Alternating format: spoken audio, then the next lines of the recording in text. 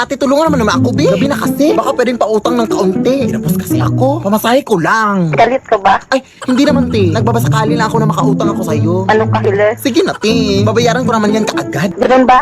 Ay, sige, te. Pag hindi mo ko pinahiram, ipagkakalat ko talaga na hindi ka araw-araw naliligo. Oh, what? Are you crazy? Lah, pinatayan pa nga. Ano na kung makakauwi nito?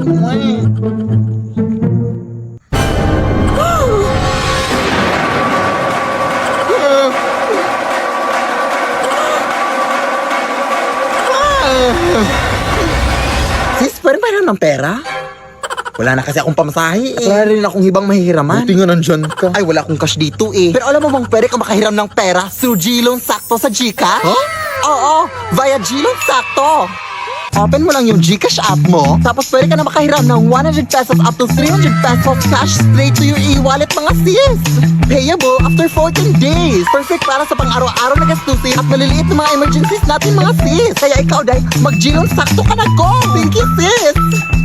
O ayun, may habal-habal na sis. Bye! Hoy, mga white ladies! Lah, vai analisar. Deixa a timidez de lado, puxa amigo e vem dançar. Mostra tudo que cê sabe que o Livinho vai te olhar. Pode sentar. Pode sentar.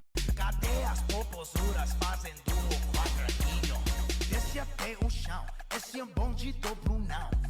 Desce até o chão, esse é bom de dobro não. Rebola, dobro não. Bola, dobro.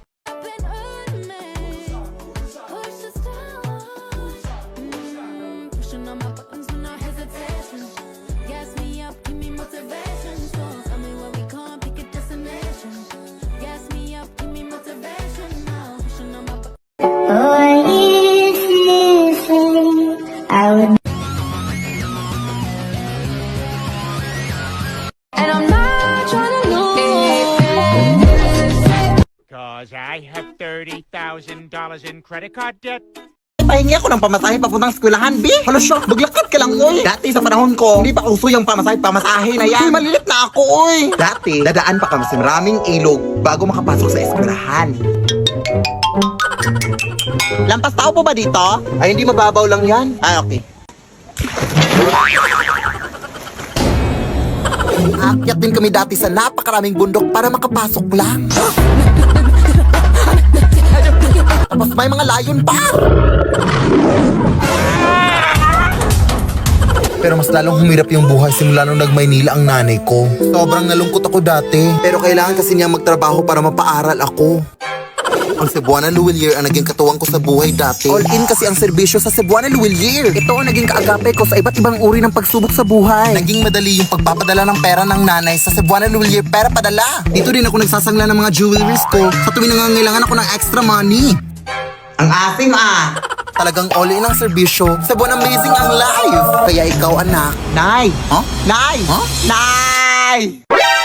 Ang dami mo na namang nakwento, Nay. Naabutan na naman tayo ng gabi. Bukas na lang ako papasok. Uy, huwag kang mag-alala. Hindi na ako manghihingi ng pamasahe. Maglalakad na ako. Lalakarin ko na lahat ng bundok at ilog sa Pilipinas. Lo. Hi, Lola! Oy, sino ka? Wala pa akong pambayad sa utang ko. Yung lola mong makakalimutin? Ha? Anong utang? Apo mo to, oy. Ay, hindi na kami nagja-jumper ngayon, ha? May sarili na kaming kuryente. Lola! Ay, apo! Ikaw pala yan! Kanino kang anak? Lola mo rin super proud na proud sa'yo. Nakapagtapos ito ng kolehiyo. Best in MAPE. Nakapunta na rin to ng ibang bansa. Naka-tricycle. Nilakad na din ang apo ang buong Pilipinas. Na nakabot. At nakipagsugtukan na rin to sa mga tigre at oso. Hindi mawawala mga horror stories. Matulog na kayo. May white lady dito. Kagabi, may white lady akong narinig na umiiyak. Dito na kasi sila naninirahan. Oh, siya, maraming salamat ha. Ang hirap kasing patulogin ng mga batang yun. Salamat. O, mag-ingat ka sa pag-uwi mo, apo. Amimiss kita. Thank you, Lola. O ayan, meron na namang nag-text. Oh, sabi nanalo daw ako ng pera sa Gcash. I-click ko lang daw tong link. Ay hala, huwag mo i-click yan lang. SMS spoofing scam yan. Ano yun, Apo? Ang SMS spoofing scam lang ay nangyayari kapag direktang kumukonekta ang mga scammers sa mga cell tower gamit ang mga tinatawag nating IMSI catcher. Magpadala ng SMS ang mga ito na nagpapanggap na galing sa mga legit na institution like banks and e-wallets kagaya ng Gcash. Ang mga messages na ito ay may kasamang link na kadalasang nagsasabing may problema sa account mo, may mga fake rewards, at iba pa. Tapos may kasamang link. Kaya mag-ingat kayo sa mga SMS spoofing scams ha. Huwag pipindutin ang mga link na yan. Tandaan, hindi nagsasend ng link ang official Gcash. Ay, ganun ba, Apo? Maraming salamat sa pagbabala. Siyempre, Lola, magdoble ingat tayo ngayon sa mga scams na yan. Sige na, Lola, mauna na ako ha. Sige, Apo, mag-ingat ka.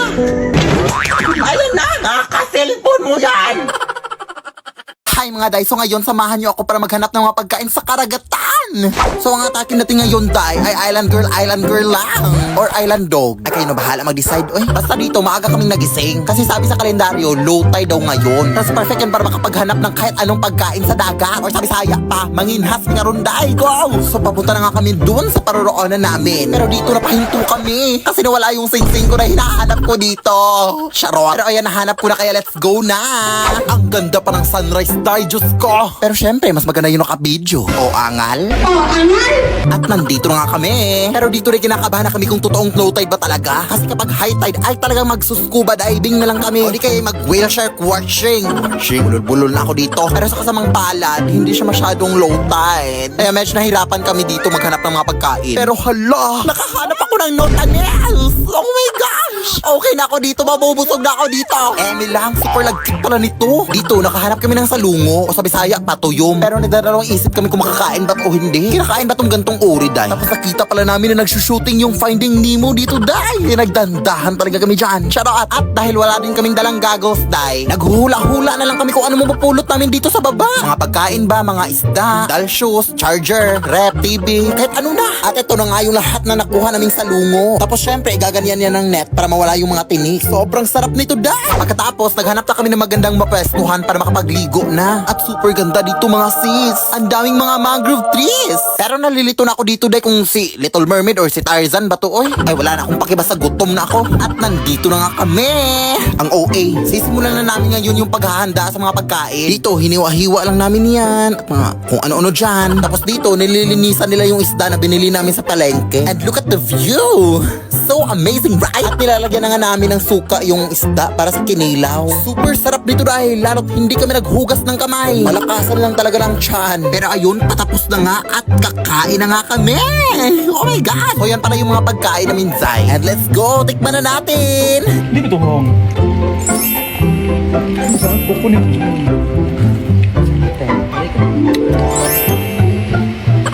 Kain tayo! At pagkatapos nga namin kumain dahil medyo nagmamadali na kami kasi parang masama yung panahon. Kitang-kita naman makulimlim yung mga ulap. Pero actually may pupuntahan pa kasi kaming falls. Yun yung next destination namin. Pero itong falls pala na pupuntahan namin ay medyo malayo. Kaya ayun. Pero walang malayong lugar sa Lakwatserang Bakla. Alam nyo na yan. Nature din pala yung daanan dito dahil. At bugs, nandito na kaagad kami. Diba ang bilis lang?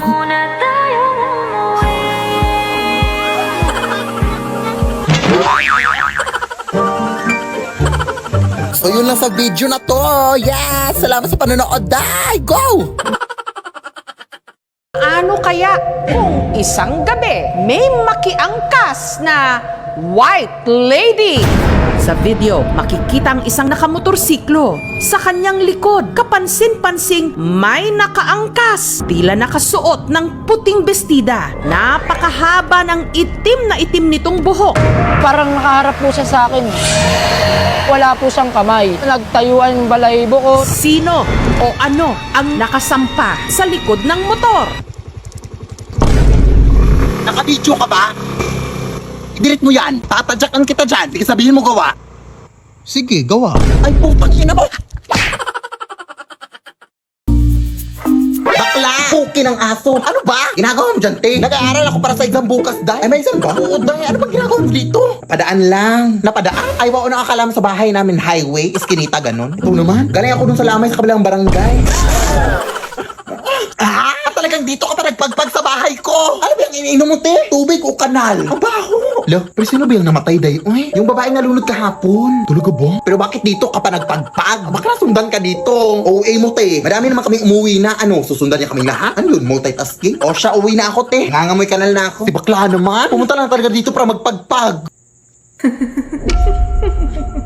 Day, ikaw ba yan? Ate!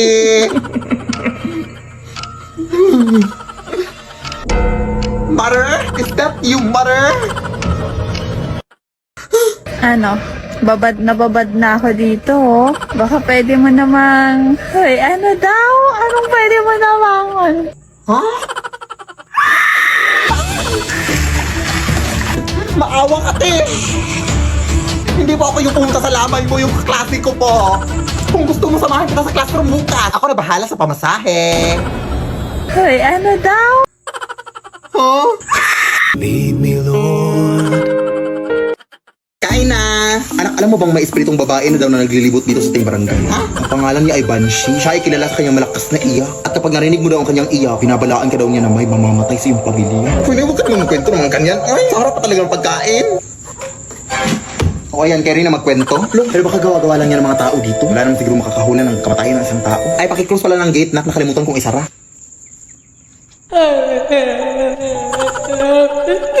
Uy, sino ka? Hindi ka totoo! Nay! Alis kayo sa itong babae! Nay! Okay ka lang ba? Diyos ko! Nabulunan ako sa binili mong manok, oy! Ay, akala ko mamatay ka na. Bakit may buto to? Di ba sabi ko sa'yo na boneless chicken yung bilhin mo? Sorry. At saka sino ba yung iyak na iyak sa labas? Ano? Yan ba yung espiritu? Isa lang yung ibig sabihin nito, anak. May mamamatay sa bahay na to! Oh my God! May matay nga, yung ilaw natin. Ayan, binabalaan ko kayo na may mamamatay dito sa inyo. Yung ilaw nyo, kasi hindi pa kayo nagbabayad ng kuryente. Nagamiraan ko ako, hindi ako espiritu. Ay, oo nga pala. Wala pa kasi akong pambayad ng kuryente, mami. Nagka-emergency gastos pa kami sa aming lababo na naglili. Ay, naku, mag-G-credit ka na lang sa Gcash. Huh? Yes, gamit ang G-credit. Kayang mabayaran ng kuryente kahit kinulang. Easy bayaran ng interest dahil mababa lang din ang tubo. At 0.17% interest daily. Kapag mas maaga magbayad, mas maliit ang interest. Kada 1,000 pesos na hihiramin, 1.7 pesos lang ang interest araw-araw. Easy magbayad dahil kapag hindi agad-agaran ang bayad, kahit 10% minimum amount due muna ang bayaran, okay lang. Sobrang dali lang. Open mo lang ang Gcash app, punta ka sa bills, pili ka sa mga partner merchants, sa Pay with G-Credit. Tapos, nakapagbayad ka na ng bills gamit ang G-Credit. Kaya di naipit kapag ipet tuwing petsa di peligro. With G-Credit, kaya today. O, ayan na nakapagbayad na ako. Salamat, ma'am. O, siya. Pero hindi lang pala kuryente yung namatay. Pati pala yung kukom sa paa. Pa-pedicure mo na yan, sis. Hirap din kasi ng exam ni Ma'am Lilia kanina. Kaya nga. Pero narinig mo na ba yung chismis day na aswang daw yung si Ma'am Lilia? Uy, grabe na yung chismis na yan. Naalala mo dati, nangangamoy bulok yung classroom natin, di ba? Yun pala. Ilaw na puso ng baboy yung ulam ni Ma'am Noon. Seryoso? Paano mo nalaman? Siyempre, nakikain ako. Di joke lang. Nakita ko sa table ni Ma'am. Tapos kilala mo sa Angel, di ba? Ay, yung nawawala. Sabi nila, si Ma'am Lilia daw ang huling kasama ni Angel bago siya nawala. Oh my God, totoo ba? Oo, te. O siya, nandito na pala ako. Ingat ka pa uwi, ha? Baka magkita kayo ni Ma'am Lilia. Kala mo natatakot ako? Ano ang ginagawa mo dito, eh? Bilat! Ay, Ma'am Lilia, ikaw pala yan. Anong bilat? Ay, balat. Balat po, ma'am. Ayan, nangangati yung balat ko sa paa. Naalipong nga po kasi ako, eh. Ganun ba? Umuwi ka na. Pilog pa naman ang buwan ngayon. Gantong oras nagsisilabasan ng mga aswang. Ha? Ay, sige po, ma'am. See you tomorrow po.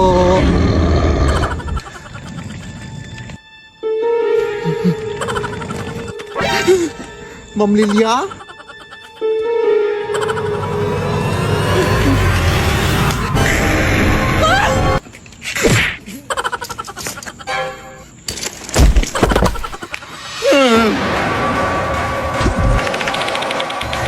Tulong mga kapitbahay! Nice! Open the door!